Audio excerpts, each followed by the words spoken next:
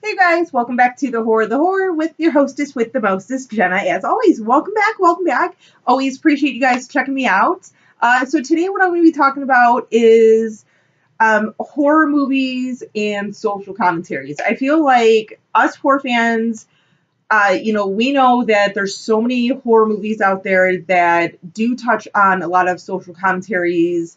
A lot of things about society and everything, but a lot of times we get a lot of people saying like, why do you watch horror movies? They don't bring anything to the table. They're stupid. They're not scary. Blah blah blah. And I know a lot of guys have heard that.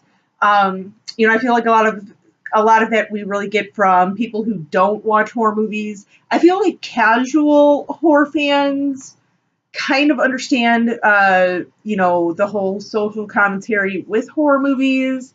But definitely like non-horror fans, I feel like they don't get it. Um, and I mean, I even know that in a couple of my videos, I've sort of touched base on this a little bit. I know like with Split and stuff, with like mental illness and everything, how it dealt with that. Even with like previous like movie reviews and everything, I know I've touched a little bit on some like social commentaries in some of the movies that I've talked about. But and I know a lot of you guys get this. I know you guys totally understand that there's a lot of horror movies have the social commentaries. Not all of them though, obviously. Like honestly, like you know, Friday the 13th Part 6, like there's really almost no social commentaries. There might be brief little moments of social commentary, but nothing profound or anything. But some of the movies that I think about that are really rooted with social commentaries, stuff like They Live, Night of the Living Dead, both the original and the Tom Savini remake, Jacob's Ladder, Split, obviously, and so many movies that are in the horror genre that do have those social commentaries. And I think that I feel like horror is a great genre to really touch on a lot of social commentaries. For example, going back to Night of the Living Dead, the original one coming out in 1968. You have an African American lead actor who ended up being like, the main protagonist, who's the lead and everything. Plus, you can kind of see like the zombies as um, soldiers who were returning home from Vietnam and everything.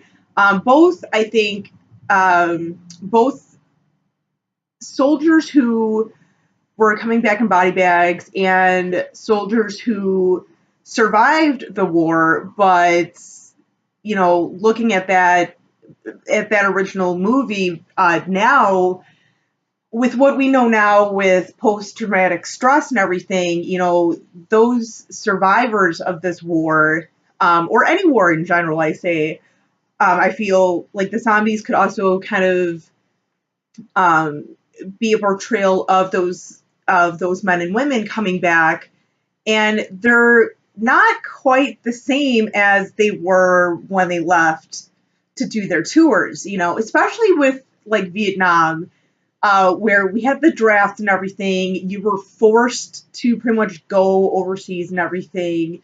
So I feel like that first one, given that it was obviously set in the 60s and everything, you can really look at that as like a war movie. I know George Romero really has stated that first one was really kind of like inspired and driven by the war and like this like senseless sort of war that was going on. Or something like They Live, by John Carpenter, where you've got these sunglasses that people wear and you see like all these subliminal messages of like obey, buy this, watch that, drink this, wear this, and then You also see like these sort of like alien type figures, these sort of like people kind of running all these subliminal messages and everything. Like, hello, like that is a statement right there, especially considering like we're always having subliminal messages thrown at us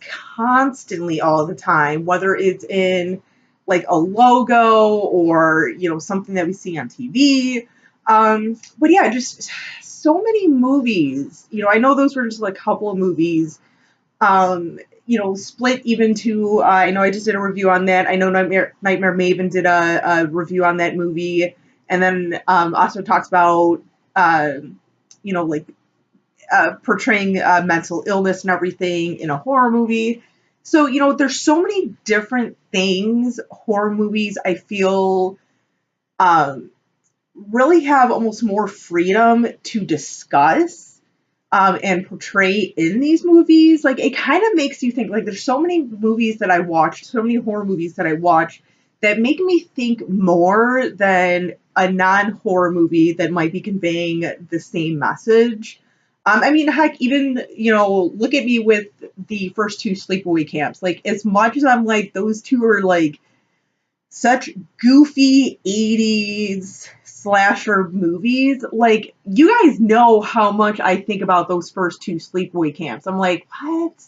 We got a little boy being forced to dress up like a girl, and then the second one, we've got Angela Baker's character having a sex change. It's kind of like, was it a forced sex change? And just like the consequences of that and what it did for Angela's psyche and everything. It just a lot of things like that go into horror movies that fit really well. And like I said, I feel like they have a little more creative freedom to do that in a horror movie, because it's like, how ridiculous can we make this and still have a point?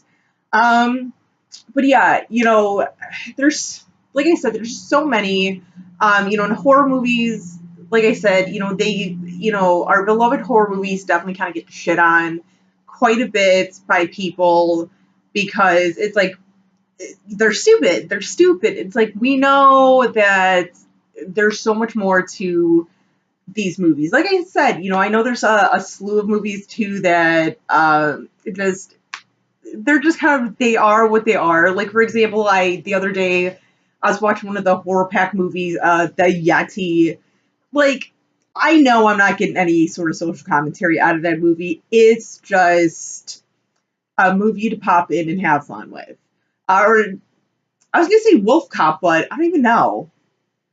Then again, I wasn't really looking for any sort of like messages or social commentaries in that one. But you guys get my gist on that. But yeah, I feel like there are more horror movies out there that do deal with social commentaries than what people realize, what non-horror people realize. But yeah, let me know. As always, let me know like what some of your guys' favorites horror movies with social commentaries are, or just little things, whatever.